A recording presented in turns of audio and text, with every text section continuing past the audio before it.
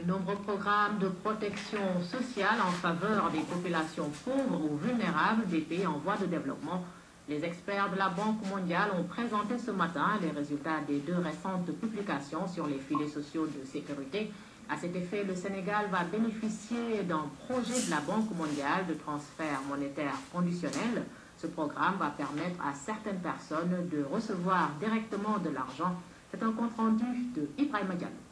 Besoin urgent de mettre en place des programmes de protection sociale pour les populations vulnérables frappées par les récentes crises alimentaires et énergétiques se fait de plus en plus sentir dans les pays du Sud.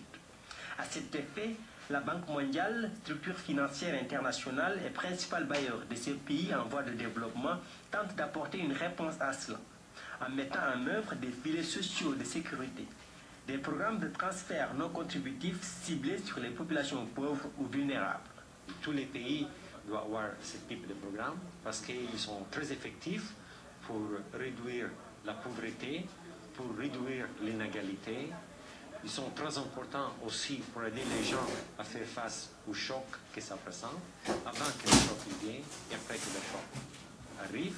Ils sont très importants pour aider les ménages à faire des investissements dans leur futur. Cas pratique de ces filets sociaux de sécurité, les transferts monétaires conditionnels, des programmes variés, mais qui ont des impacts sur la pauvreté mesurée par la consommation. La chose fondamentale de ce type de programme, ce sont 2 buts. Le premier but est aider les gens pour retenir une consommation minimum.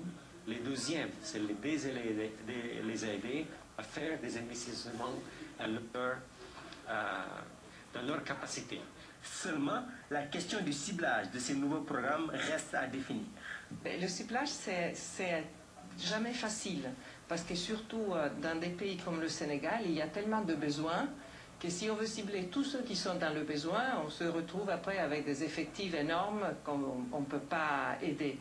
Donc il faut essayer de cibler de manière intelligente et selon évidemment les objectifs recherchés. Donc il y a plusieurs manières de cibler.